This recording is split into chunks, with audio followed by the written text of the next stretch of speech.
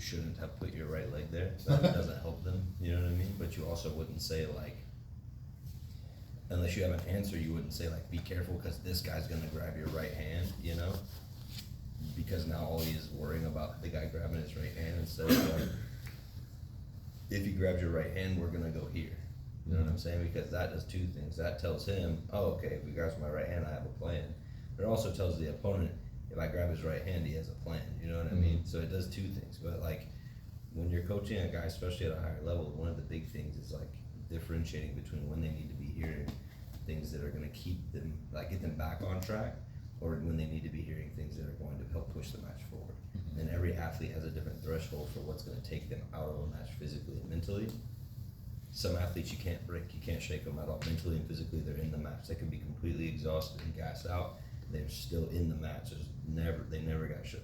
Some athletes, the moment that they go on defense for the first time in a match, you have to bring them back. And if you don't, they'll just stay that way for the rest of the match. Right. That'd be my good, I guess, follow-up question would be how to reel people back in when you can see, obviously, that they're either tired or they're frustrated or they hit a wall. So that depends on the person, but the methods are relatively simple. Like, if this person is the kind of person that gives up on themselves pretty easily, like you feel like they're gonna give up and quit, then what you have to do is you have to basically lay out a small road map for them to get back to where they wanna be. So like, all right, man, like you got swept and you're down 2. What we need to do now is we need to worry about keeping our guard in tight and working back to an offensive grip, and then you coach them to an offensive grip. You just lay it out for them so that they don't feel like, oh no, I got swept, the match is over, I lose. If there's an urgency problem, you give them the sense of urgency. Yo, you're down on 2, this guy's not gonna grapple with you anymore, so now you gotta hustle, you gotta get in here. But you don't just say like, you gotta go, you say things like, all right, cool, so he's backing out and circling to your left. As he circles to your left, switch signal on the left, you have to get a takedown. Do you see what I'm saying? So you start laying it out for them. Like, give them a path out. Basically. Give them a path. You can't just tell them like, oh no, things are going wrong. You're number 2. They know do that, something. No, they know that things are going wrong. As a matter of fact, it's the biggest problem. You just have to learn to spot, and maybe you already have this ability, but this is just what I would say to someone. You just have to learn to spot when somebody's fighting their opponent or when somebody's fighting themselves. Because once they start fighting themselves, now they have to fight their opponent and themselves, and 9 times out of 10 it never works. Yeah. You know what I mean? 9 times out of 10 they lose. It's 2-1, you know? Because yeah, that's sometimes I've seen is like kind of reeling the people back in. I haven't had too much trouble with it, but just sometimes you can definitely see, like you said, where they're feeling like they're looking for a way out, or they're getting them back. Yeah, sometimes. When they start looking for a way out, you just have to try to reel them back in, and if they can't be reeled back in, and it becomes an issue to where they don't, like, that's a consistent thing every time they compete, then they've hit a ceiling that they have to go look in the mirror and try to work through, because you can't do anything if someone is just gonna be a quitter, you know what I'm saying? Like, if they're just gonna be a quitter, that's just it. That's just who you are, that's how you were always gonna be.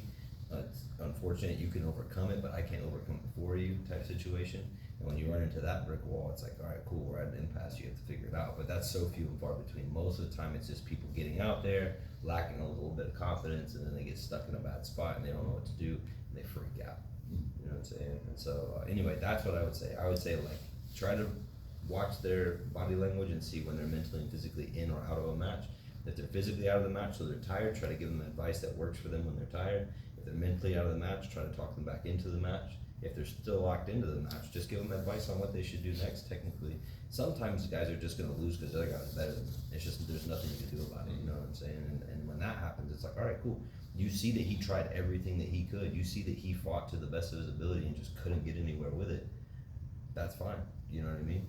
There's nothing you can do. At the end of the match, you just, give them a hug, say, hey man, today wasn't your day, and then you go back and you try to fix everything.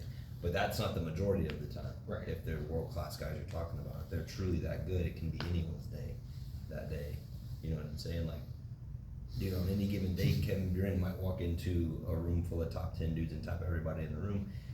On any given day, he might walk into a room full of dudes that aren't in the top 10, they might all tap him. You know what I'm saying? It's just a matter of like their mindset, how they feel that day, what's going on that day. That's the way tournaments work. We don't get to pick our best day. You know what I'm saying? They're not like, yo, you have Monday through Sunday, figure out which day you think you feel the best, we'll run the tournament that day. You just gotta get up that day and go. 9 times out of 10, you gotta travel to get there. So there's all this stress, and then there's life on outside of jiu-jitsu piling on stress, and they got girlfriends, and they got everything in life that's just like beating them down. And so sometimes they just lose because the other guy was better or it was his day. And then in that case, it's like, it can feel sometimes like, well, I didn't say enough to him, or I didn't do enough to get him right. And it's like, maybe, you know what I'm saying? Maybe not. So there's just a lot to it, but I would say in the moment, just try to read the athlete. And then the more you know the athlete, like if it's actually Muhammad, it's like, here's a guy you know. Right. So you can look at Muhammad's face and go, okay, cool, Muhammad's tripping, or, oh, Muhammad's good, he's just losing, or vice versa, whatever it is. So that's what I would say. Do you think, do you think there's an importance of naming, like, systems, like giving everything a name? Instead of, because sometimes in class we'll be like, oh, this is just an armbar, and everyone's like, what's that called? And it's like, oh, it's armbar from the side, Do you kind of I think that like nomenclature definitely has a value in the sport. It has a value in every sport. Obviously, like if you were to be able to sit in for practice at a college for their wrestling practice, if you went to like 8 different colleges, you'd see the same move and hear 8 different names most of the time. And it's not necessarily that it's like that big of a deal. It's just that people need to be able to communicate, you know what I'm saying? And we don't have time to spit out like the description of the position. Yeah. We have time to say the name of the position. But also with the same thing, I also think that that's not really the best, you know what I'm saying? I think the best is being able to communicate through like collections of movements that are in a name, not a move that's within a name. So like for instance, the armbar example. If we wanted to name every variation of the armbar, we'd have 20 armbars, you know what I mean? Well, fuck, dude, that's as hard to remember as not having a name for it. You know what I'm saying? Like if bro's out here yelling like armbar number 7 or some weird shit, what are you gonna call it? You know what I mean? You're going, fuck, which one was number 7? And they're in the match going, oh shit. And then that's not good, you know what I'm saying? It's like, it's more that you can just say armbar, it's fine. Yo, there's an armbar right there. But they need to understand like conceptually what's going on there. And that's the way you teach them jujitsu. So rather than teaching them, yo, like here's armbars 1 through 7, how about here's an armbar. This is how an armbar works. And then here are the variations. So you teach them the foundations, and then situationally you show them how it can be manipulated. And then they go, oh, cool. You know what I'm saying? Yeah. So that when you say armbar, they're not thinking like some specific move in their head. They're thinking like, oh, from right here I can get my hip behind their elbow and like attack their elbow. Like, how does that work? And then they're gonna find it. You know what I'm saying? And the intuitive grapplers that you have are going to be really good at that, and the less than intuitive grapplers you have are not going to be good at that at all, and they're going to require a little bit more in the room, but everyone can achieve that in competition. You know, I mean, I had Eddie in my corner one time yelling Star Wars, and I don't know what the fuck that meant, but everyone around me was like, yeah, Star Wars, and I was like, he said Jean-Jacques, I was like, he's not even here, I don't know what he's saying, you know what I mean? It was wild. So I can tell you that it goes too far. You know, I've definitely been in that high stress moment, hearing like code from the corner. It's not good. Oh, I'm just recording. I guess my question would be training older athletes. Was there a point to where as you were like, fuck, this guy's he's just wanting to do his own thing. He's stuck in his own way. Okay, I'm just gonna leave it alone. Okay. Sorry. No, it's a good one. I used to do privates with this guy that was 76, bro. 76. He was a purple belt, so he wasn't new. It's not like he walked in at 76 and was like, I'm gonna try this out. Maybe that was 71, you know what I mean? At some point, someone had to have that conversation with him, but he was 76, and he was very mobile for 76. I was actually surprised. I would have thought maybe like 50, So like, you can't be that old, right? Like, you're pretty mobile. 76, bro, it's crazy. But his whole thing was, I want to learn leg locks. I want to learn heel hooks. I'm like, at 76, that's kind of diabolical. When you're rolling with a 76-year-old Let's guy, go. the last thing you think when you're rolling with a 76-year-old guy is like, fucking heel hook, you know what I mean? You're like, geez. So anyway, that's what this guy wanted to do, and I was like, all right, man, well, you understand that you'll be very limited in your ability to attack these things, because it's going to require like inversions and all of these motions that are going to put your body in these really like bound up kind of tight scenarios, because you're going under their hips most of the time. Mm-hmm. And he was like, yeah, man, no problem, I stretch all the time, I do all this stuff or whatever. And actually, man, within a couple months, like, this dude was doing a lot more than I thought he'd be able to do. Now, granted, he wasn't doing like diving Granbys from his feet, like Connie Bassam, he's like flying leg locks and shit, nothing like that. But he could essentially invert and get someone's leg. I mean, this guy went a lot further than I thought he would go, and I was very, very impressed watching him. And I will never forget, like, thinking going in, damn, man, I thought this guy was gonna have these limits. He just didn't have them. It was just up to him. He just had to have an open mind to it and want to do the work, you know, just like all of us. Like, if you couldn't invert, you would just go to someone and go, all right, well, if you can't invert, you can stretch to a certain point and probably be able to do this, but it's gonna take a lot of work depending on who you are and how, you know, stiff you are and stuff like that. So there's a scenario with him. I've had other guys that are like, yeah, man, I can't do things physically. And to me, it's like, yeah, you're right, you can't right now. But if you ultimately aren't able to do it, it'll be because you decided you didn't want to do it. And if you don't want to do something, I'm just not here to convince you that you do. You know what I mean? So if I get an older guy that comes in and wants to train, and he's just like, man, I can't do this, I can't do that. Well, then from my perspective, you kind of can. You know what I'm saying? And it's like, I'll try to help you as much as I can, but also you're telling me that you can't do things when I'm trying to show you what to do. So if at the end of the day, that's what we're left with, then that's what we're left with. It doesn't matter if you're 60 or 16. If you're sitting in front of me telling me I can't do these things, well then I guess you can't, bro. You know? Just like if you told someone like, here's how life works, man, you're gonna get a job and you're gonna pay your bills and you're gonna do these things, like I can't get a job, bro. You'd be like, fuck, I guess you can't, bro. You know what I mean? You're not gonna sit in front of them and try to convince them that they can. So that's the same thing. I just let people tell me kind of what they want and how they're gonna do things, because it's not really, I mean, what am I gonna do? I'm gonna stand over them and be like, yo, dude, you need to stretch right now so you can do this. You need to do this. You know what I mean? Like, that's like almost adult babysitting at that point. It's crazy. It's crazy. So yeah, if someone just came into the room and was just like, I can't do these things or whatever, then I would just tell them, you know, do what you can. We do have a guy kind of like that, right? There's a guy in the night classes, I don't know if you've seen him, but he's like probably 6'4", but he's probably gotta be like 350. No, he's overweight. He's an overweight guy. And he can't do a lot of stuff, you know what I mean? But whenever we have a class and he can't really do the movement, he'll go to the side and he's always stretching and doing things and trying to like make himself more mobile, you know? And so to me, it's like, oh, it's just a matter of time for you, bro. You know what I mean? You're doing the work. But it's that thing that he's doing. If they don't do that, then you know they won't, right? So anyway, my point is like, if I had an older guy and he was just like, I'm gonna do what I wanna do and whatever, we kinda do. We have Martine. It's not the only one. He's not old though. But Martine's like that. Yeah, Martine just does what he wants to do. You know what I mean? If we do a technique and it's like outside of what Martine does, Martine's gonna do what Martine does in that position. You know what I mean?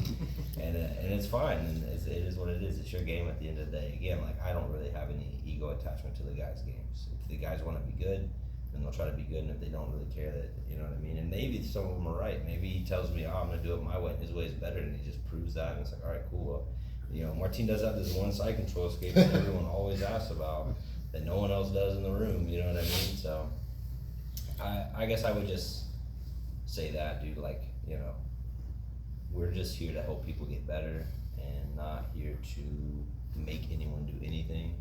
And so if someone came in and just said, I can't really do the things that you guys are doing, or I don't want to do the things you guys are doing, I would just say, okay. And then after a certain point, I would almost be like, yo, I'm not really sure why you train here if you don't want to do the things that we do, or, you know what I mean? There's that. So yeah, that's how I would approach it. I would just be like, all right, man, whatever. You know what I mean? Cool. Works.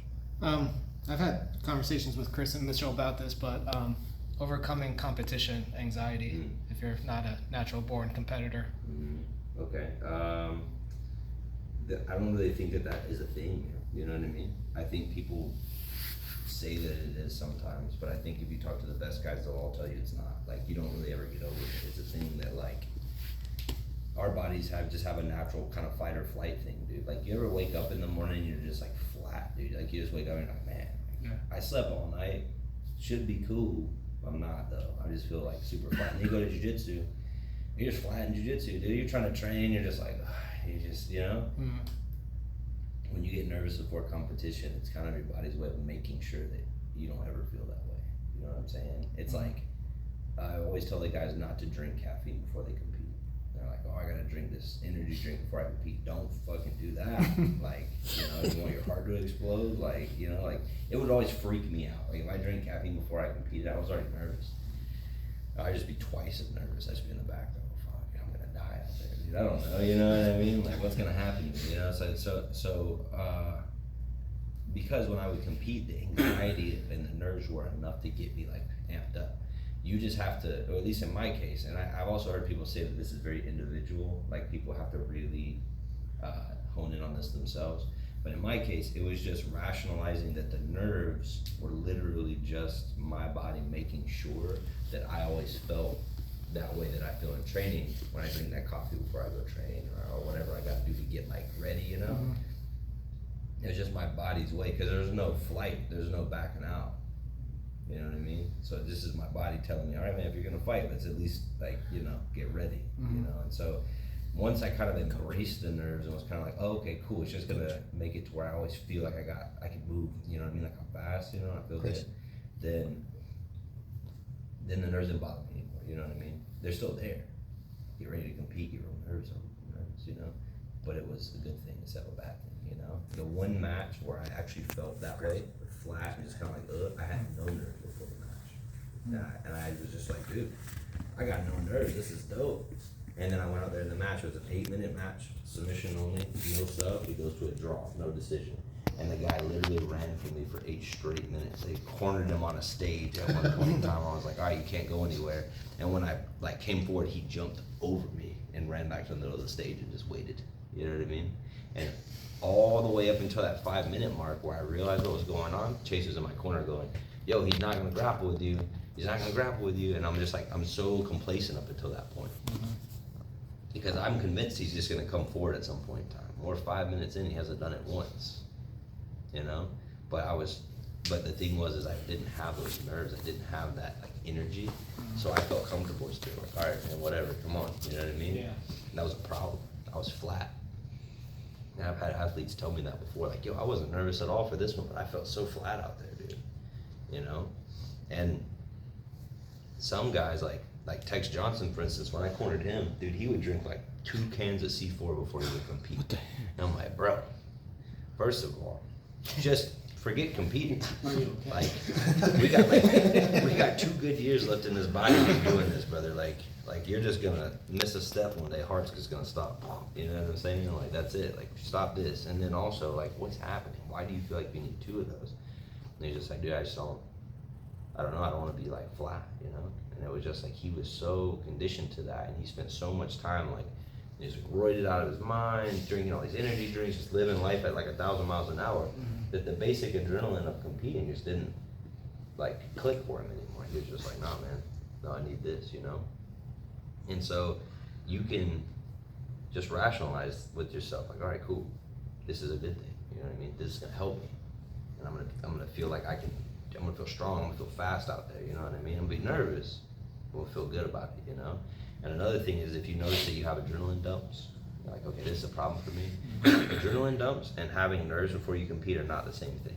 And in jiu-jitsu, we kind of like, there's no information for that, and so we kind of feel like they are sometimes. Like my nerves led to this adrenaline dump. It's not true. Adrenaline dumps happen because of poor warm-ups. You're just not warming up correctly. You know what I mean? You need to, when you warm up, probably push a lot harder in your warm-up than you do if you're having adrenaline dumps out there. Does that make sense? Yeah. That was something I also found out. I would get adrenaline dumps when I first started competing, and then I had a student that just decided to warm up like a fight, and none of the other guys wanted to warm up with him, so I was like, fuck it, I'll warm up with him. And then the one time I competed with that guy, when we both went out, I was like, dude, that's the best I've ever felt my first match, And it was because I had done this intense warm up, and I didn't have an adrenaline dump. So try to harness the nerves, use them for good, which sounds a little crazy, but works, And then also, if you notice you have adrenaline dumps, try to have a really intense warm up. You know what I'm saying? A really intense warm up, and see if that helps. If it doesn't help, then try other things. But if it helps, dude, that's one problem solved. Cool. Like in my case, I ruptured my Achilles. So how do you become a better training partner? Because like now I'm getting back in here, I'm going out, but let's say Mitchell wants to roll with me. I'm gonna tuck this left ankle, I'm gonna hide it for all I can, but then I feel it limits him on what he can practice, because he's also gonna be weary of trying to grab it to make sure he doesn't injure or go forth and do that as a training partner. You know. Okay. Well, I mean, as a training partner, I think you just have to be transparent with people. You know, I tore my Achilles. I can't do Achilles locks on that side. If you grab it, like, I'm just toast.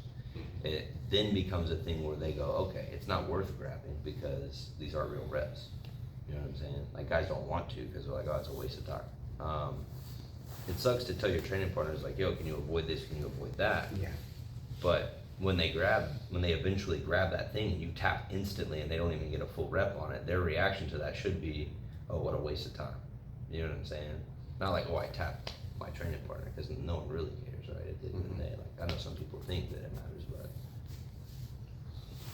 that's the furthest thing from the truth. So what ends up happening now is guys just have to work around it. So if you're gonna be a good training partner to them, you just tell them about that, and then you just work at everything else. You know what I'm saying? Like, it's not really that big of a deal, bro. And there are certain areas of the game you're not gonna be able to play well, right? But you don't have to be this one-size-fits-all grappling dummy for your training partners. You just need to provide for them that one thing that you do well. You know what I mean? So, like, for instance, whenever I'm telling guys in the room, like, all right, you're gonna like develop this new skill. Some guy says, I want to get good at arm bars, right? I will point them in the direction of the person who's the worst in the room at defending an arm bar. And I'm like, all right, cool, go arm bar that dude 50 times, right? Because if you can arm bar him like regularly, you at least have the basic ideas of how this thing's gonna work. Then we bump up to this guy, then we bump up to this guy. This is the guy with the best armbar defense in the whole room. Like, he has good, like, preventative defense, he has good escapes from the basic positions, and he has good late defense. So even if you get his arm completely straightened out and his back on the floor, there's a massive chance this guy's not getting armbarred. You know what I mean? Like, now go try it on that guy, but do it on that guy last, you know? And nothing else in those roles matter, right? It doesn't matter if bad armbar guy is the best wrestler in the room, right? Because what he's providing for this guy today is reps on an armbar.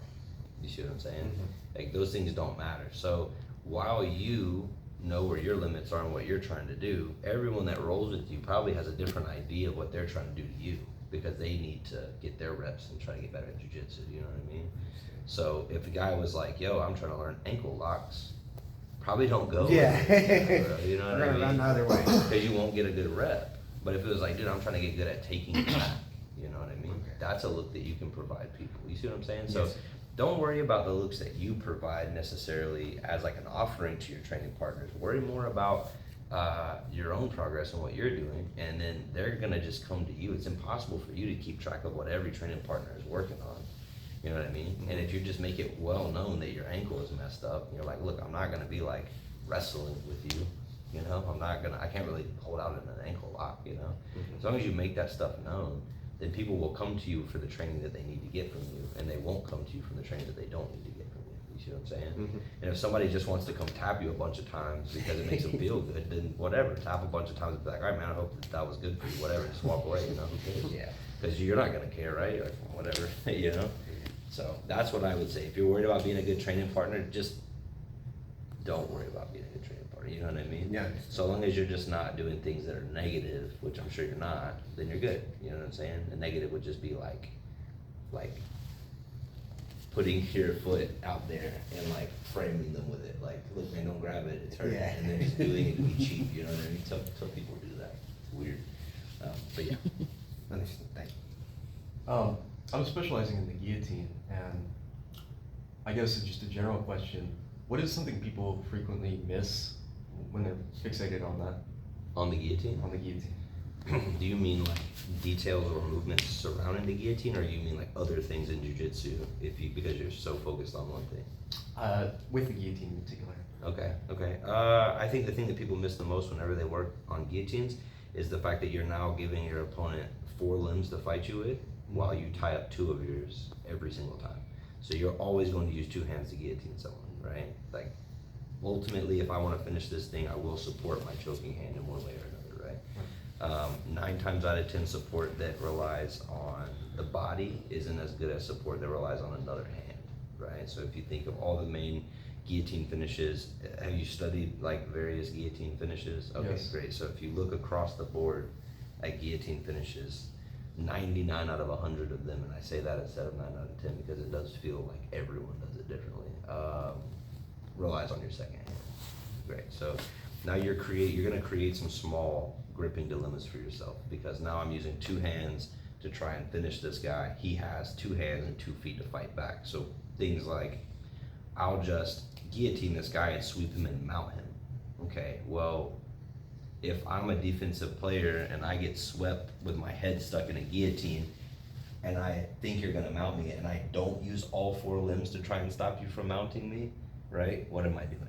And so one thing I would focus on, if you're focusing on guillotines, once you have the finish that you prefer, and that will be a big part of it, try to have like 1 finish that you really like, not like 10 finishes that you really like, because then that creates more problems. Focus heavily on creating dilemmas with the limbs so that they can't use them to frame you and keep you from getting hip to hip with them to finish. Does that make sense? Yes. So almost everyone misses that right away. They just grab the head and then throw your hips in, and you'll see guys just getting past or getting whatever, or guys will dive to their back and then they try to get to the mount and the guy pushes them off, puts them in ashi. One problem that you're gonna have going for guillotines is that leg locks can oftentimes save people from guillotines. So this is like a doubling down on the problem that I've already cited to you, Stuart, if you can. If Stuart tries to guillotine me, and let's say he gets a nice guillotine, and I decide to go to my back, so I can talk, you know, sorry. I decide to go to my back to defend myself.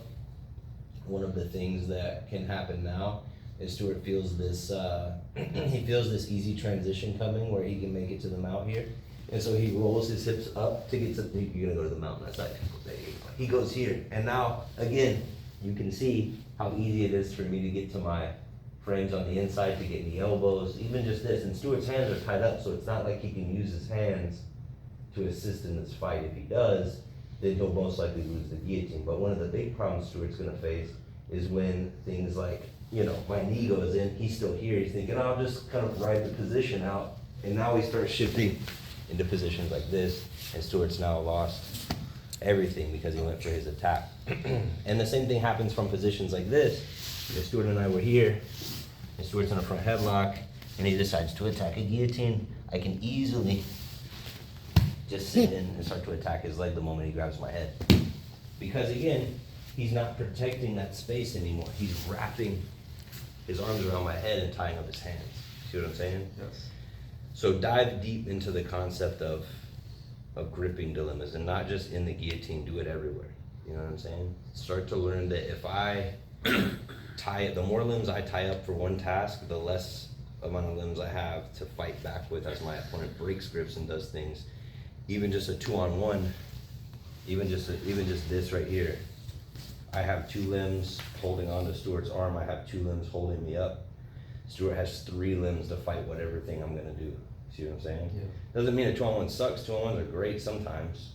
It just doesn't mean that every time I grab a 2-on-1 I have this massive advantage. I just have an advantage in controlling his arm. And even sometimes, depending on how strong Stuart is, it might just be equal now.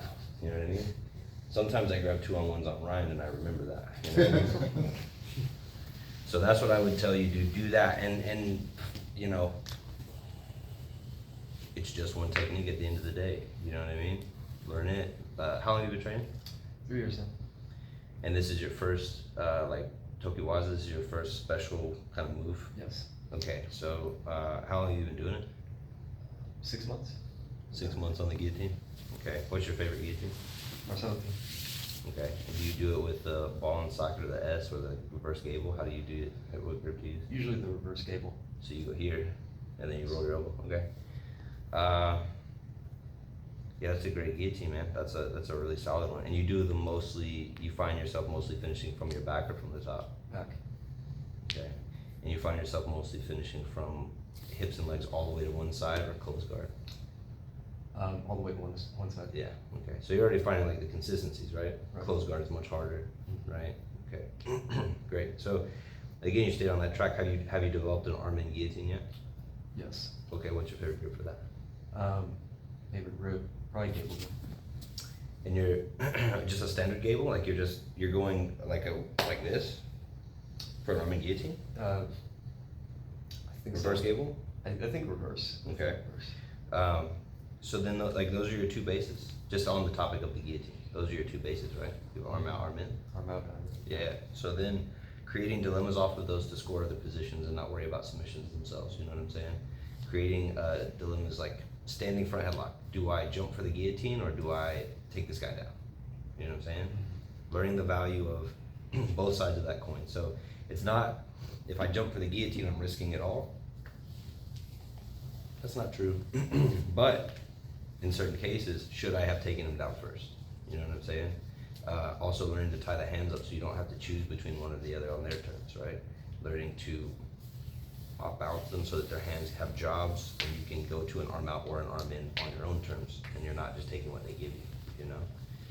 These are all things that you can do that aren't quite as important as learning the gripping dilemma stuff that we talked about, but those things will make a big difference. Yeah, guillotines are tough, dude. Get good at guillotines, that's dope. That's hard to do, you know what I mean? That's a good Tokuwaza. Honestly, most people pick armbar or triangle, you know what I mean? So, or maybe a heel hook in 2020 is a good one. Yeah, cool, nice. I have a couple of questions about two completely different techniques. So Chris, a few months ago, showed me the stock, and I really like that one. So I've had success hitting it in side control, but then I've also had some success hitting it from mount. So my first question is there a position that you prefer to hit the stock from in mount or side control, or is it just depending on how your partner reacts or opponent? You should know what you mean, the position you mean. Because I feel like I know, but I don't necessarily. Yeah, Rob kind of borrowed. I want to make sure we're on the same page before I start telling you things. Yeah, that's what I think. So a couple of details that I learned recently, you know, grab an underhook, hit the chest, back tips up, climb all the way up. Now I got this arm stuck, and I can do the stock from here. Okay, yeah, it is what we thought. Yeah. Alright, cool, perfect. And you're asking about like getting to it or attacking from? So I guess both. Right now, do you prefer to hit it inside, or is it something that you would prefer to hit it in mounts? And then kind of partnered up with that is sometimes I struggle to get my fist on the other armpits. So what do you do to make that a little bit easier on yourself? Okay, I used this move in a dilemma with the arm triangle. It's got a good timing. So for me personally, this is where I go. If, it doesn't matter, side control or mount, so whatever, but if I'm here and I want to work Kagetame with Stuart, a lot of times what ends up happening is I get head and arm. I'm like, all right, cool, let me try to get to Kagetame. I start running this up. Stuart's going to react in different ways. If Stuart does nothing, Stuart gets his arm glued to his ear. If Stuart raises his arm, he gets his arm glued to his ear. Those are obvious things, not a big deal. But one of the things that people will do at times is as you go here and you do things like this, they'll push their elbow down, or sometimes they'll even turn on that side, and they try to like really make it hard. And the more he turns on his side, the easier it becomes for me to roll my hand over the top. So my thing is all right, great, if you turn in the opposite direction, you do nothing, or if you raise your arm. So in all these possibilities, you're screwed. You're getting your arm put on your ear. So what I want to do, I'd rather do Kai. If you do the thing where you're just like, you know what, dude, I'll turn, and then there's like an old school thought, like, man, I don't know how old, I don't know when this started, but there's this old school thought that like what I'll do is if you trap my arm, I'll just bump you in that direction, and it's gonna make you post, and I'm gonna get my arm back. So what Stuart may try to do is turn that way for the purpose of getting me out balanced, so that I'll do something like this. The reality is the control in the mount lies in my hips, so I'm never actually gonna do that. When Stuart turns in that direction, he actually just gets that right there, which is 100 times worse than where he was. He immediately comes back as fast as he can, and we just do that. So that's not that big of a deal, but if he does turn that way and he insists on turning that way, even though I can stop him, it's like, bro, running this up becomes annoying now. So what we do is we just end up going into that game. Does that make sense? Yeah. And so I play this from everywhere. If I'm in side control, doing the same thing. If I'm in side control and I'm like trying to play like a kickstand type game and get this and try to get my head down, Stuart drops his elbow to the mat to make sure that I can't get my head under his arm. You see what I'm saying? And so I just play this constantly. That's the way that I like to set it up from everywhere that I go. And I generally don't do it much if I don't get it off of that little dilemma. Right.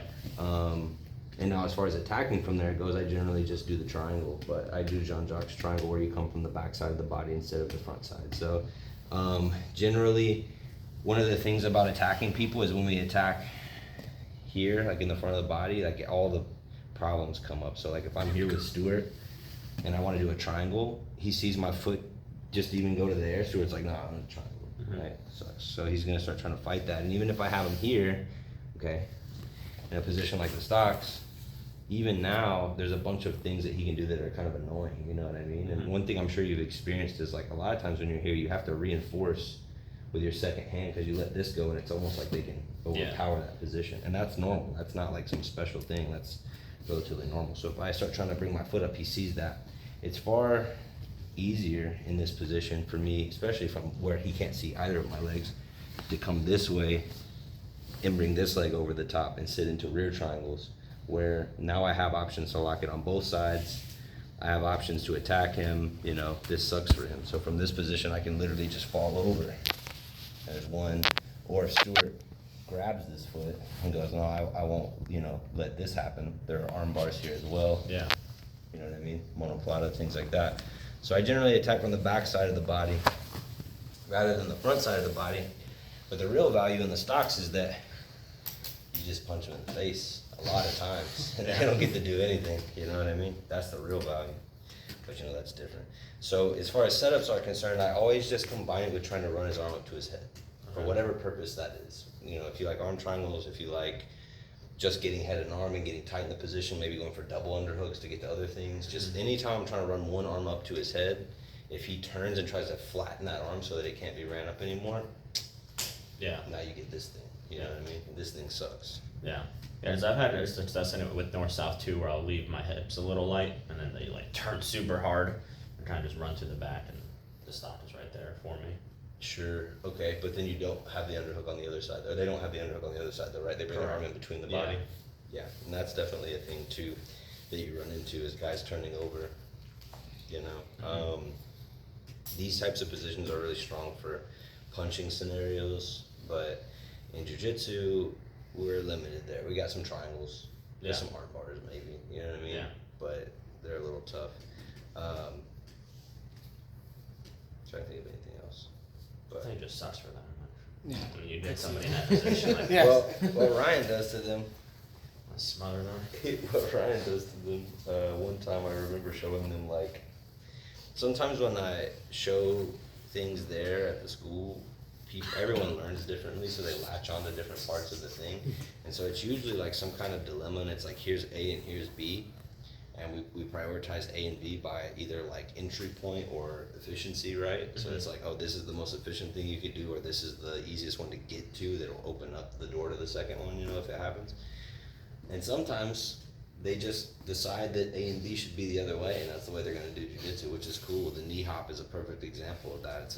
It was supposed to be the backside of a De La Hiva passing dilemma, and Ryan's like, okay, cool, so it's just knee hop. You know, like, okay. And they started knee hopping like Andre Porfirio, and it's like, all right, whatever, you know what I mean? What are you gonna say to him now? And Andre's like looking around like, what the hell just happened to me when he gets knee hop? So you're like, all right, whatever. So this is another one. I showed them one time how to do this, and I was like, most of the time you'll triangle from here. Occasionally you can grab their elbow with two hands and do the shoulder lock. And Ryan's like, okay, cool. So the stocks doesn't equal triangle, it equals shoulder lock. And so then he just started doing this to people, and honestly, it's terrifying to watch. But he does this to people at like the highest levels of the sport, which is very weird. But you can do this. And I'll show it to you too. And I feel like you might find value in it. You might think it's as silly as I do. I don't know. But when you get here and you get like this, you can roll them up and you can put this hand behind their head as well. And there's a weird little nasty shoulder lock right here that you can do. Just make them tap.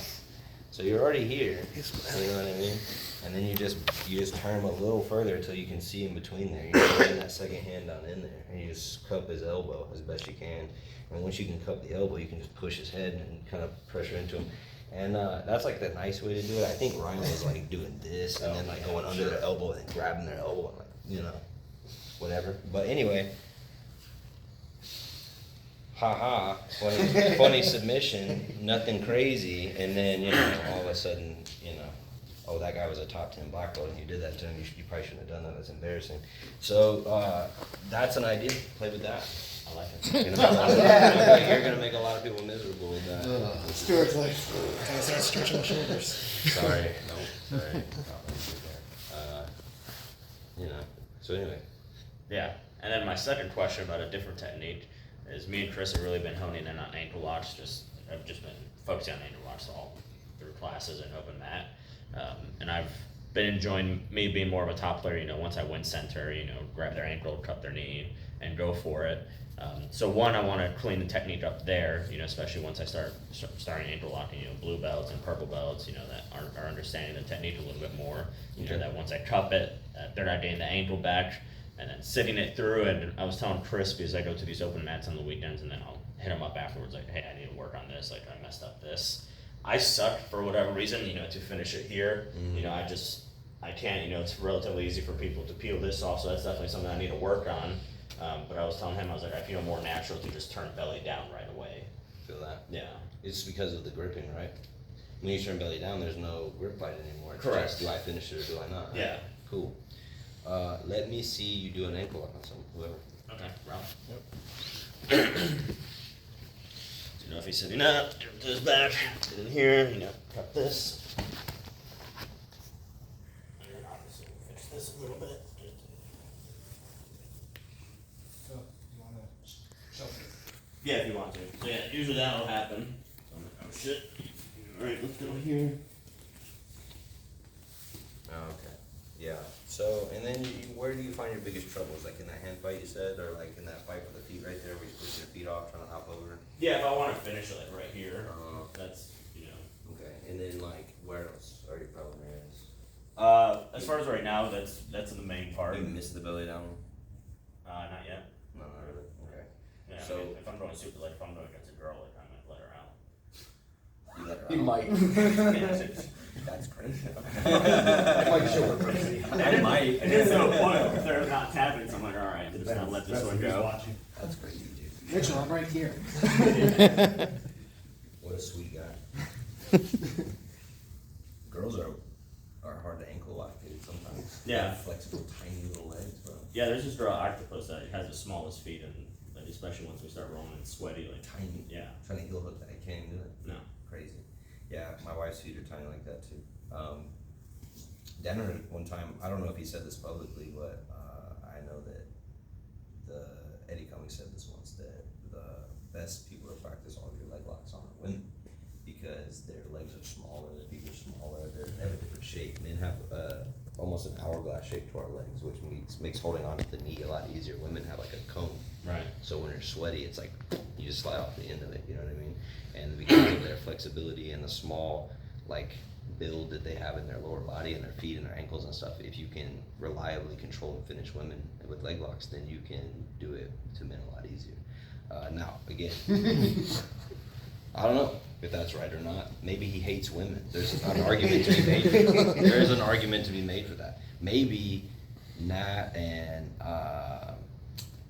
what's his name's ex-wife that Eddie that he's still with, Octavia. Maybe all these chicks are just taking L's because Denner hates women. I don't know, but yeah, I haven't seen Octavia in a minute. I think she took the money and ran. But let's just look at this ankle lock finish. But they would practice them all on women. I'm not telling you should do that. What does that Before this do? gets out of hand. He came here, he said, just do this to women. Only women. So, sorry guys, I'm only rolling with the girls tonight. We're a bunch of girls in They're crutches. all, they're all Here taped to up. talk to Sean. Yeah.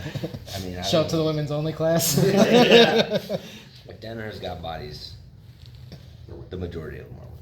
That's what I say. So from here, again, like when we're doing our ankle lock, we always want to be finishing toes over the shin this way. So this will help you finish the one on your back. From here, always bending the toes out, never bending the toes in. Conventional wisdom was always bend the toes in, but we also innovated leg locks like maybe 8-9 years ago in a large way, and this was one of those big innovations. They were just ignored for so long that they didn't get the treatment that all the other submissions in jiu-jitsu did in like the 90s and early 2000s. So from here, as we try to finish this, one of the things I want to do is make sure obviously that I'm doing that to his foot. So I'm going to line his big toe up with my shoulder, and I'm gonna put the center of my forearm on his Achilles. I never wanna be too far in, I never wanna be too shallow, right in the center. This is gonna allow for the best turn in the foot, as you can see. But I don't want the heel to come out. So what I don't wanna do is make a grip that's gonna push the foot like this. This is a pushing grip. I don't want a pushing grip. I want two pulling grips. I wanna be here. So when I go to finish on my side, one of the things that's gonna allow for me to do that, obviously going to the most basic ashi, is once I get here, making sure that I'm pulling with that outside leg, pushing with my knee. And now when I finish, I'm on my shoulder. You see how Stuart's shoulder, yeah. So I'm not really trying to finish him. I'm just trying to lay over on top of his foot. But because everything is tight in the position, that extension is enough to finish. Do you see what I'm saying? And so, like, if you can get to that point to where everything is tight just in your position to the point of him feeling like, oh, okay, he's really trying to finish me, then most of the time, by the time you get here, if you even just give him the tiniest little bit to try and finish, you're gonna get a tap. This happens extremely quickly. This is not like one of those, okay, get there and let's see what's going on type situations. Now, the thing is to finish an ankle lock, the primary extension sources are my feet, not my hips. Yeah. So a lot of people will put their hips in. Putting my hips in doesn't do anything. Pushing away with my feet does everything. So like for an example, like I can be here, that's all hip, right? That's feet. See the difference? Yeah. And it's because I'm trying to break this. If I was trying to hurt this, my hips would play a much bigger role. And I am gonna extend my hips as I push away, right? Whatever. So that's here. But you're more pushing off with your left leg, right? With the right one, you're kind of No, dropping them in. both legs are gonna push away once I have this grip. Okay. Because I don't care anymore. My feet could be, like I could just put my foot right there on his shoulder. See what I'm saying? Doesn't matter. So long as I extend away from my opponent, I'm gonna be able to break his foot. And so long as I cannot extend away from my opponent, I will not be able to break his foot. Does that make sense? Yeah. So defensively and offensively, this is what we do. If Stuart was being defensive minded right now, Stuart would immediately remove any foot that's planted on him, and I would lose the ability to finish Stuart. I can't do it anymore. Even if I push with my other leg, I can't do it. This second leg would now come here, and I would push and try to finish him this way. If we ended up in a belly down scenario where my feet no longer have the ability to be placed on Stuart in any kind of meaningful way, I'm now going to use the mat. So I'm going to push my hips into the back of Stuart's knee to glue his knee to the mat. I'm going to use the mat as a way to stop his knee from following his foot and finish him this way. Does that make sense? Yeah. And there's a lot of poor form right now because I'm just trying to talk and not like wrench Stuart's foot the whole time. Obviously my hands would be much higher if I was trying to break Stuart's leg, but in this position that's the way it works. So when we come back, we just prioritize all of those little things that we just talked about. So as I attack Stuart's foot, immediately center of the forearm, immediately rolled over his big toe to the point that if I started to do this, you see Stuart reacts immediately. I do not want to be in a position where it's here or Stuart feels like it's not on. You know what I mean? So probably the easiest thing, let me see your leg. Probably the easiest thing is to let you feel it one time. Because once you felt it, you'll go, oh, okay, cool.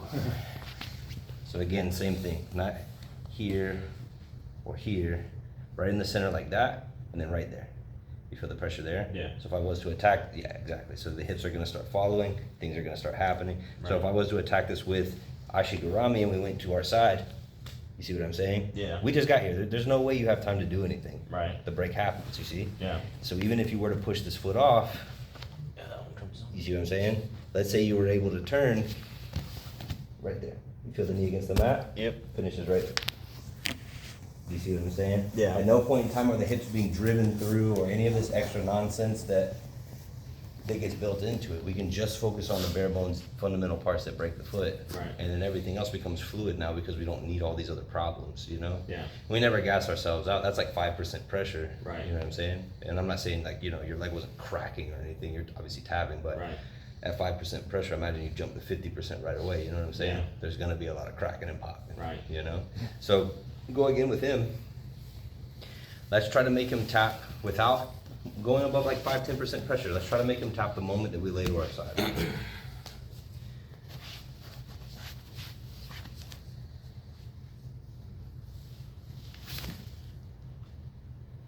Yeah, so we're having to add a lot. I think it's two. To it. No, the Achilles. Okay, so let's fix that. Let's make sure that there's no gap right here. Close it in. No, not this, just slide it back until his heel is touching Yeah, your there it foot. is. That's the way, dude. And now the same thing you did before, you're gonna keep your elbow in front of your body, you're not gonna let it go back, you're gonna Right. keep it here. Now do the same thing you just did, fall to your side, try to make him tap immediately. There it is, you see how his hips came up off the ground? Yeah. If you can fall to your side and their hips don't come up off the ground, yeah, they have incredible flexibility in their foot, they don't care that it's gonna break, Yeah. or you're doing it wrong. Okay. Probably not incredible flexibility or a dislike of his own ankle. Yeah. Yeah, I think a small detail. Maybe usually just keep it here. That's it, man. Try to make sure his heel is touching the inside of your forearm. Okay. Cool. Yeah. And then just work that method for a while and see what your results turn into. And remember Yeah. when you go to your belly down finish though, okay, remember that it's extension and torque, right? Torque is a multiplier of extension. So without extension, torque is relatively useless. Yeah. But when we have extension, torque is the best way to finish. Because like, take that exact position, I'm all the way belly down, it's extended. I mean, your foot was extended when we went belly down. Yeah. But what finished it was the turn, was the torque, right? That's what's breaking it, you know? Right. So if I wanted to break a stick, I can extend it, so I can put my thumbs in the middle and I can pull down like this, and it might, just go. But if I go here and then I twist it, it's really gonna fucking break, you know what I'm Yeah. saying? So when we say torque from the belly down, are you kind of turning like this while also extending? Correct, I'm just like really accentuating that twist in the foot, does that make Okay. sense? Because it's like the extension is already there. And I Gotcha. can keep trying to extend, but I'm already belly down, like if I extend further, it's gonna be Yeah. maximum extension, and once we go to maximum extension, we got nothing left. Right. And I always want to have a little bit more, a little bit more, a little bit more. Also, you run the risk of like, this is the worst thing is going belly down, you extend all the way and they're not tapping, you're like, damn. And then you make one little adjustment to the side and it adds like 1% torque and their foot just cracks, you know what I'm saying? Yeah. And it's like, let's not ever get fully extended in submission ever in training, you know what I mean? Yeah. Because then you run that risk of unintentional damage. Right. Which is far, far worse than intentional damage, in my opinion. Yeah. You know what I mean? If you intentionally break my ankle, I can blame you and be like, yo, you're a dick, you tried to break my fucking ankle. And you can be Yeah. like, yeah, and then we can talk about why you tried to break my ankle. And if you should ever be allowed to train again, you know what I'm saying? Yeah. If you unintentionally break my ankle, everyone just feels bad, but now you're a careless training partner that like has done something that's Yeah. a little bit more inexcusable than the other. So, which sounds crazy to say, but you know what I mean? Yeah. Anyway, I would do that. Okay. Does that make sense? Yeah. See if that helps. Yeah. Cool. All right, we made it all the way through one time. Where's your clock at, Chris? Is it behind? It's off by an hour. It's all by. Oh yeah, Yeah, that's but- right. That's right. Man. That's right. I forgot all about that. Anyway, what do you think? Can I ask you a question about that? We can do as much as you guys want. Just a scenario where we've been working on attaching from like the classic like legs over, legs crossed into like triangling and controlling the shoulder and putting a wedge in the neck. Just going back and forth between.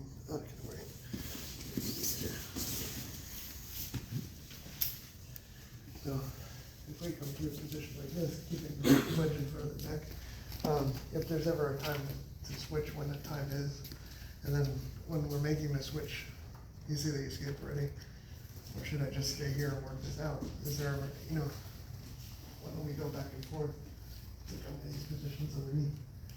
Okay. I would say basically everything that you do armbar wise should keep your feet above the armpit on the far side. If you ever put both feet below the armpit on the far side, you're now in a position that's far easier for them to escape. Does that make sense? Yeah. Can we do an example?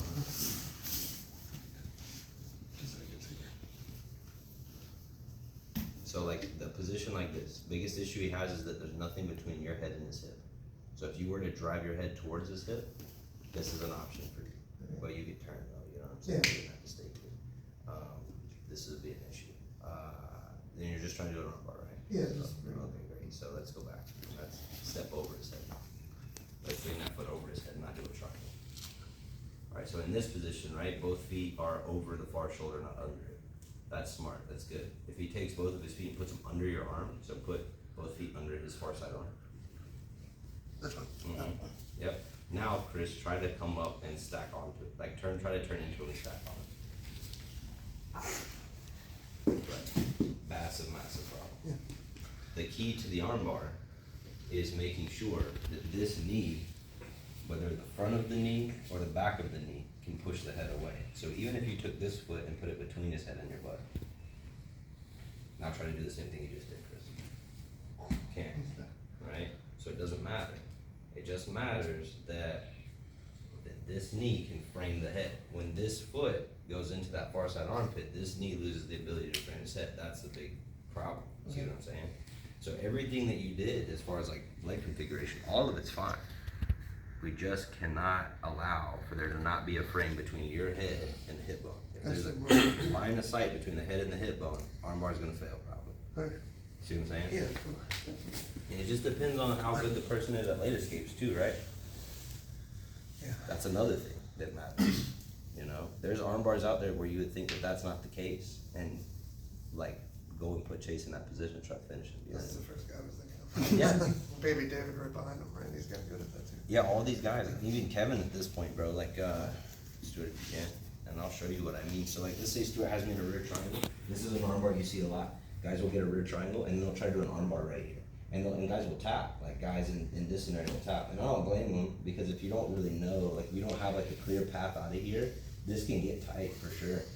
So Stuart has two massive problems in this position. He has zero ability to control the height of my shoulder, which is the first problem. That's the problem in every arm bar that you're gonna try to do. You have to solve that.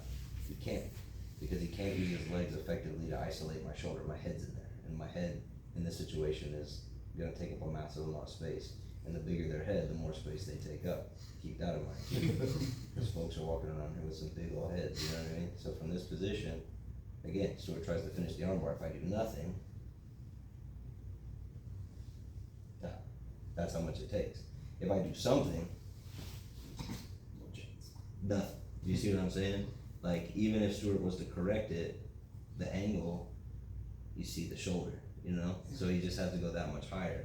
The worst thing for Stuart is in this position, if the guy understands the line of sight with the head and hip, now he tries to finish it, and the guy just literally takes his head and drives his head up towards your hip bone, and there's like nothing you can do about it. Now you can lock a triangle there and try to finish a triangle, that's fine, but you're trying to finish an arm lock. Yeah.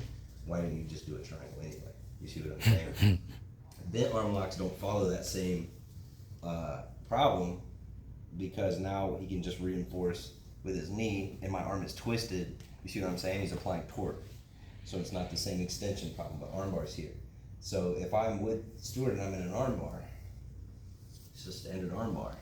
Now when I go to do that same escape and I go to take my head and turn in, I cannot do that. If he puts his feet here, the problem now is look at my head.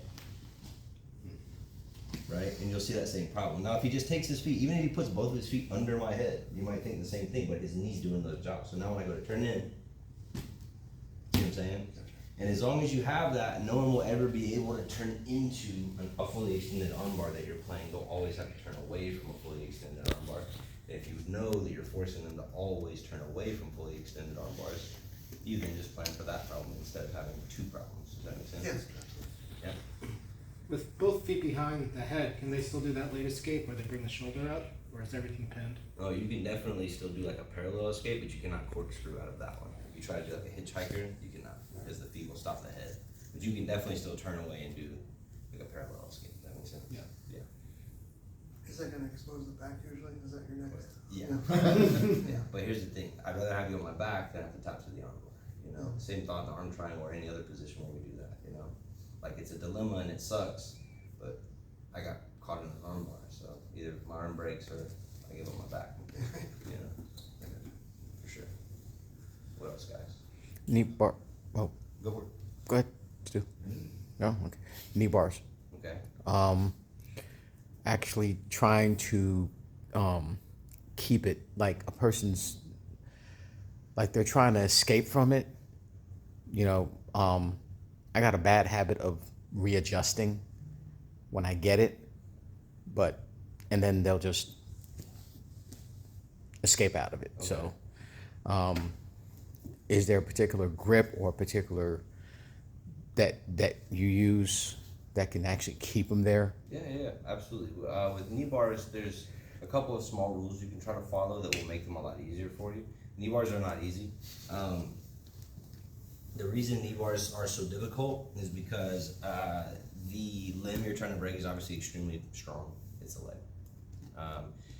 And we are trying to break it in the most muscularly sound way possible, which is just the direction it moves naturally. You know what I mean? So it sucks. Like with a heel hook, we're breaking it in a way that the musculature in the leg doesn't really support it very well. We're twisting it and we're pushing it from the side, so we're able to disengage most of that just by putting them in the position. But with a knee bar, even if you're in a perfect knee bar position, it does not do that thing. So that sucks. But when we attack a knee bar, a couple of small ideas. Number one, we generally want the leg on bottom. So I wouldn't want to knee bar this leg in this scenario. If I tried to knee bar Stewart in this scenario, it's very easy for Stewart to rotate in this position, right? And the reason for that is because I'm unable to secure pressure on both sides that disallows twisting.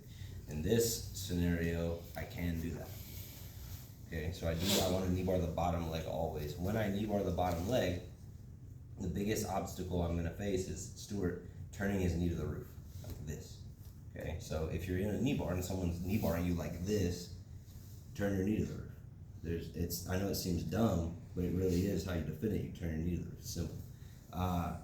If they grab your foot and they pull it like this, and you feel like you can't turn your knee to the roof, spin the other way. Just spin. As you can see, Stewart was able to spin and escape completely. So these are the obstacles we face, and the way that we fix that is relatively simple. I'm going to hug Stewart's leg at the Achilles so that he is anchored in. This is a very strong limb. If I control it below my elbow, I'm gonna have to use a ton of muscle to try and hold on to it, right? If his knee is bent and I need to go collect it, I'm still not going to grab it like this. I'm going to bring myself to the limb, hug the limb, and then extend the limb with my core every single time. This is almost the only way to reliably do it. Once you get this hooked, we need to try and put our head on the inside of his foot like this to the point that we can drape our neck over the ball of the foot. This stops Stewart from turning his knee to the roof, because now when Stewart tries to turn his knee to the roof, his toes can't turn to the roof, and they're not disconnected in that way, so he's stuck. Okay, this is a nice way to keep him here. Now, that doesn't stop Stewart from spinning out the way we talked about before. That can still happen. I don't want that to happen, so what I'm gonna do to stop that is misalign my knees and raise my bottom knee closer to my chest. This should block Stewart's knee from turning down when he goes to turn. Also, pushing my other leg stops Stewart's hips from raising when he goes to turn. So now we have opposing pressures at the knee. One hand at the heel, and then this hand can go to your bicep or whatever, wherever you like to put it, doesn't really matter. And now we can extend and try to finish a knee bar like this. And you can finish this knee bar, it is okay, but almost in all joint locks, like if we can, we will try to apply torque. So as I extend and hip in, I'm gonna twist his foot to apply torque and look for a stronger break. And this is the way that the knee bar would be applied if we wanted to prevent both directions of rotation and have the most efficient break we could find in the position. This would be impossible if his foot was on the other side of my head, obviously, right? Now this is also a thing. The shotgun knee bar is also a thing. But the problem that we face with the shotgun knee bar is now we're relying on this shoulder to maintain everything, and that means that if Stewart gets a hold of my hand, right, or if Stewart's able to use his other leg to push against the back of my elbow or my shoulder, he can start to find freedom in the position. The other leg doesn't play a factor here at all. He can do anything he wants with that leg, it doesn't mean anything, and he's eventually gonna have to tap. Does that make sense? Yeah. And any combination of things where we allow other limbs to go inside of the control we have are gonna make this harder to finish. So if I take this leg, so this is a thing that a few years ago people were trying to do, where they did this thing to try and first off, second leg was never a problem. Second, you now have put the second leg inside the lock. So when Stewart straightens out the second leg, he actually starts prying apart my controls. So as I try to finish, Stewart does that and spins in this direction. And now Stewart and I are rolling in a position where I can't finish the knee bar anymore. So my advice to you guys with a knee bar would be attack the bottom leg, head on the inside of the foot, always keeping the Achilles centered in the bend of the elbow to avoid using too much strength. And yeah, that's pretty much everything. So does it not matter that the bottom of your feet are not planted against them to push off? No, I don't need to push off of him. I'm attacking his knee, so it's more important that I just stay connected You know what I'm saying? The only time that we have to push away from someone is whenever we try to break a limb on the wrist, the foot. See what I'm saying? Yeah. We generally don't need to push away from them to finish most other things. Okay. Like a heel hook, you know? A heel hook, you don't push away from them. Yeah, you just hip through the knee. Gotcha. What else, fellas? Been working some from the back, double overs, trying to like choke on either side. Head positioning, because it's obviously I don't want to just keep moving my head every time. You just move your head for whenever you try to make the kill. That's it. Like, you know, draw the sword once, you know, just don't worry about it. Like if I'm just reaching to like get a reaction, or if I'm just trying to see what's gonna happen, I'm not gonna commit my head just yet. If I feel like I get a deep bite, head's going to that side immediately. Does that make sense? Also have like a plan for why you're there. Don't just go there to go there. Go there because there's a certain set of circumstances that have led to that point, you know? So try to make sure you have that down too. Cool. What else, guys? I have another question. That's fine. So, Chris and I again have been working a lot from guard, like whether I wrestle up or start working my Ashi and X and reverse X. So, Rob, if I may borrow you again. So again, especially if they're active, and Stu helped me out a lot with this last time. Make sure we're grabbing behind the knee. Before I was like grabbing down here, people were able to get out and just shin to shin, roll inwards. Now I'm inside. And whether I take them down, we do the sweep and I'm in the ankle lock position. But then sometimes they'll peel that foot off. And it's just natural to me since this foot is already here to just go through reverse X. So my first question is there a time when reverse X is better than X or X better than reverse X?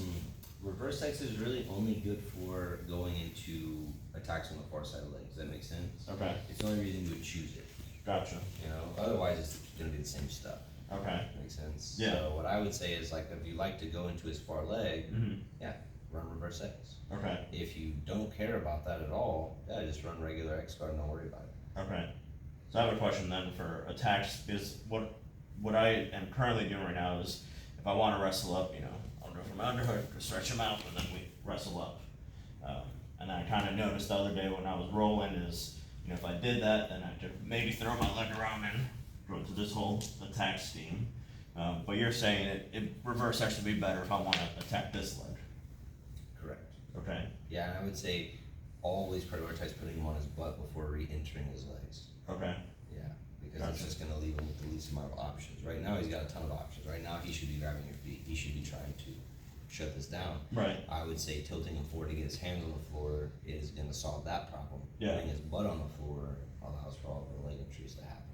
Gotcha. Does that make sense? So what attacks would you have from reverse X to the outside leg? So basically, at this point, with the reverse exit, it would be bringing into his hands. So I would tilt him forward.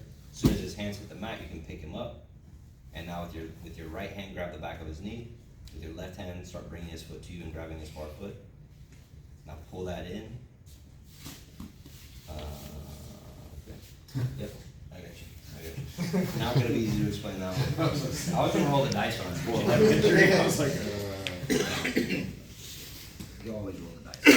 Alright, so with let's see, how does that go like this? So from here, in the situation you're in, it's like tilting him to get his hands on the mat, which is easy because when you have reverse X, this leg does a fantastic job of lifting his butt up in the air. Yeah. From this position, what we're gonna do is just switch off. So I'm gonna keep picking him up so the hands don't ever get light, so I don't have to use my hands here anymore. And I'm gonna go right in the back of the knee. And now as I pull the back of his knee down towards my hip, that's gonna tilt his hips just a little bit, and I can get this grip. From here, it's just my inside leg that's straightened. And now he ends up in a double leg trap for her. You can just see him now. He's kind of screwed at that point, honestly. So again, it's really simple. We get him knocked into his hands. We grab the back of his knee and we anchor that knee to our body. That tilts his hips just a little bit, which makes picking him up a little easier. And now we just reach and grab whatever we can. When we get here, it's just that inside leg. So that leg that's lifting him is going to stay right where it's at and frame him. From here, also a lot of guys instinctually will try to backstep over you at this point, but that's why we have a grip on top. That's why we don't do something like this, you know what I mean? So we go right on top. And now this leg straightens, we pull it in, we lock everything, and now we sit him down. And now he's in a ton of trouble. That's a pretty old school, at this point I would say old school kind of entry, like Craig used to do this to people. Yeah. That's the reverse X. Now with the regular X, I would not prioritize putting them on their hands at all, I would just try to knock them to their butt. With that one, it's weird to put them on their butt because the options aren't that great. You can come up and pass off of it pretty good, you know, which is the case with both. But regular X, put them on their butt, and then play a dilemma when you play regular X. This gives you outside leg entanglement dilemmas, but now this is one that I play a ton, especially when I was competing actively a lot, is just sitting guys down from here to the butt. And now the problem that Stuart faces is attacking this foot and feeling like I want this foot, but the reality is I have both. So I can take this out and reap and put him straight in the wedge. Or if Stuart tries to hide from the wedge by dropping his knee, he's an outside Ashi on this side. So he's kind of screwed on both sides. Yeah. So that's also an option if you're trying to play legs in regular X. Yeah. Some thoughts, you know, for sure. Cool. What else, guys? With the post passing, with your outer hand blocking that bottom knee, what if they grab that hand? Like, what are your options then? Like, if they're stopping this one to keep from keeping that leg there, from them to pull it back up, what are our options like? People grab that hand a lot, they do. You just have to hand fight, so, Chris, if I can use you just have to hand fight, let's say with the front of your bike. So if I'm post passing with Chris, everything's going well for me. I'm here, I'm heavy. He grabs this. Yes. Okay. Just roll your hand. So we're just gonna keep fighting that to. Yeah, and most of the time what'll happen is I'll go here, he'll grab, and I'll go out, and as I roll, I'll just pin his. Okay. But I don't like keeping this for too long. I want him to fight. I don't want him to be stuck, you know? Chris will just relax if I do this. He's gonna be like, alright, whatever, bro. Yeah. You know what I mean? So I'm just gonna let him keep doing this. And maybe he reaches again, and he tries to move that around. He's gotta use all this energy. That's cool. I'm gonna go here again and then go back. You know what I mean? So Okay. post passing is the most diabolical passing style in the game. It's all about just giving him a bunch of false hope and letting him squirm until he gets tired. So just keep that in mind, dude. Yeah. It's not bad if he moves. Okay. It's just bad if he gets out. Okay. You know what I mean? Yeah. I want you to move as much and as hard and as consistently as you can in that position. Fight me like there's $1 million on the line.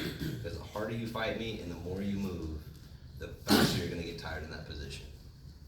And it's horrible once you get tired, because now they have access to everything, you know what I mean? Yeah. I'll show you guys something just on the subject of post passing that we've been doing that I feel like is particularly mean. Not like in a grindy kind of a way, but just in like a psychological kind of way. That's Chris, I give you. This doesn't like suck or anything. It's not even anything that matters that much, but knee rolling. So this is probably something all of you guys know how to do. So like day one, you get butterfly guard. You learn to knee roll like this. Knee rolling is a useful skill in a bunch of different contexts. Butterfly guard is cool. Inside belly eagle hooks are cool. Knee rolling can allow you guys to do a lot of cool things. When you guys post pass, let's lay like with your spine like this, right? If you can post pass on people, if you can get here on guys, one of the things that you can do is you can go here and you can knee roll off their legs. And what this does is make them go, oh, he's really trying to pass. I better put my hook back in. And Chris will bring his leg all the way back in, and you can walk him back, knee up, and knee roll him again. And do this to them over and over. And every time that you do it, the further you get up here, the more he has to work to get that leg, and you can push it, make him fight for it. Oh, then he'll do it again. And you can do that to somebody, and I'm telling you, it increases the fatigue rate by several times. Like, they will fight you so hard for that little meaningless hook that you can just knee roll off of. This happened to me. By some guy in the room here. That's Gives you demoralizing. false hope. It does, it sucks. That's the worst. And you can just do it. You just do it anytime you want. That's demoralizing. It sucks, dude. Yeah. When we get like, Stuart will do it to you for 5 minutes in a row. God. and that's like kind of the idea, man. It's Yeah. just like in the room there, the guys that do this stuff, when guys come in to visit or they come from other places, I will tell them like, yo, don't post pass on this guy. This guy's here to train. He's not here to gas out in the first 10 minutes and then not roll for the rest of the night, right? And every once in a while, like, I'll kind of forget, and I'll catch Kevin, like, post passing on some dude round 2, and I'm like, yo, like, we had a guy come and visit, he was on our team for the Odyssey Invitational, and it was the night before, and he was like, I just want to move around and get loose, and I look over and Kevin's post passing on this guy. This guy's a world-class black belt, he's post passing on this guy. I'm like, bro, stop. He has to compete tomorrow, stop. You know what I mean? Like, it's just, that's the thing. So that kind of passing, that kind of game is something. You need a long time limit to do it. Like, in 5 minutes, I'm sure you walk away from that 5 minutes, you're like, yeah, that sucked, but it's like, it was 5 minutes. It's not that big of a deal. In a 10-minute match, it becomes a pretty big deal. In a 20-minute match, I mean, that's why you see Gordon asking for these 20, 30, 40-minute matches with guys, because he's gonna do this to them. And he wants to have time to wear them out so that he can then do the other stuff he wants to do, you know? You don't really get anywhere with people trying to bang your head against their head offensively, right? It's why a lot of guys don't submit each other at the high levels of the sport. And they talk about how it's almost impossible to submit people at the highest levels of the sport, because they just go in and they go, all right, here's my offense. And they just try to grab this guy and force their offense on him. Every once in a while it works, but for the most part it doesn't. You see a lot of matches going to draws, points, decisions, whatever, and that's why. Then you watch guys like Gordon, he just seems to submit everyone they put in front of him. Gordon submits everyone they put in front of him because Gordon asks for long matches, and Gordon wears them out first, which is the most old school strategy in all of jiu-jitsu. It is literally the original Ilio Gracie, make them tired and then beat them up strategy. But it works. It is, because it works, because everyone sucks when they get tired. Not everyone quits, not everyone forgets how to do jiu-jitsu, none of that stuff. It's just you can't do anything sometimes, you know? And so, post passing is really dope, but post passing is, again, that long play. It's not for a short round. It's not gonna be beneficial for, you know, winning knockout. You know what I mean? But when you start doing long matches, it is incredibly beneficial. When Ryan went to EBI, it was like 85 degrees in there. It was in Austin in the middle of the summer with no AC. And all the big boys got real tired real quick, you know what I mean? That's how he was able to beat him. I mean, he ended up double legging Franco Pana. Pana's 100 pounds heavier than I. He double legged him at the end. He was so tired. Ryan's completely fine. And it was just from doing that thing to him. Same thing to Big Danny, just doing the same thing to him, just making him tired the whole time. Then when they got the overtime, Dan was gassed. Dan didn't even fight his hands in the overtime. When Ryan put the choke, Dan put one finger inside Ryan's elbow and then tapped. He didn't think that putting his finger in there was gonna help him. You know what I mean? So, that's what I would say about post passing. It's tough. But it's good. It's worth doing. You know, you just need long rounds. Probably tell your training partner beforehand, yo, I'm working on post passing. Because being the guy on bottom that realizes you're working on post passing halfway through sucks. Cool. Anything else, guys? You guys have anything else going on? Any other questions? Sort of on the topic of post passing, so I've been kind of like mixing it with like a kind of like a leg weave. Thoughts on it? That's fine. I mean, all of it's fine. Do whatever you want. Just try to use the least amount of energy possible and make them carry as much of your weight as possible while they push. I have really like a big problem with that because I don't have as much control of the hip. Okay. I mean, you'll find the problem if they get away. You know what I'm saying? Well, normally if they do dramatically move their hips, it becomes like a reverse body lock because they give me a place to. So that's the other thing about post passing too. I'll say that to you guys. I mean, the better you get at it, like, the more like options to pass you guys are gonna find. Like, oh, like you're saying, like, oh, if I put my hand right here and he hips out, it just gives me a pass. That's cool, but you gotta remember like the goal of post passing. The goal of post passing, it's stupid that it's called post passing probably because you don't actually ever pass. But the goal is not to pass the guard. The goal is to just sit there and let them struggle until they get tired. So if you're making moves that give them easy outs where they can just take the guard pass, you may like shoot yourself in the foot with post passing, because I know that if I can't get out from under you in a post passing scenario and you give me an option to just go to bottom side control, I might just go to bottom side control to not exhaust myself anymore, you know what I mean? Whereas like with actual post passing, it's like, I want you to just keep fighting, you know what I'm saying? So keep in mind like the spirit of it all. So do whatever you want. If it leads to a guard pass, that sounds great. But also remember, if you weren't trying to pass the guard, that was a step backwards rather than a step forward. Yeah. You know what I'm saying? Good, that was a lot. Alright. I think we're good. Okay, cool. Alright guys, well, I appreciate you guys. This was pretty cool. I guess you guys do this every year, you said? Yeah, Good thing. We'll do a party for the students. Mm. We were talking about having it back too for like a seminar. do that for sure. That would be cool, man. Definitely come work with you guys sometime. It's pretty close to the house, you know. You have to go through like downtown Woodstock though, which is fucking crazy. 9 a.m. on a Sunday, dude. They're already out. They're They're already going out. to church, man. You got 2 churches right there. Oh yeah, the mega churches, right? Holy cannoli. Six Flags over Jesus. Yeah. The churches, man. Not you guys though. Look at you guys. What you're doing. Holy I'll sit down. Satanic is better. Oh yeah, that's right. All right, cool. Well, thank you guys for sure. I appreciate you guys coming out. Thank you. If you guys ever have anything, you know, you guys can just message me or hit me up if you guys ever have any questions about anything. If you ever want to come train, Chris is there all the time. Just come through. You know, it's all chill. You know, you've been there a few times. Yeah. Sweet. Cool.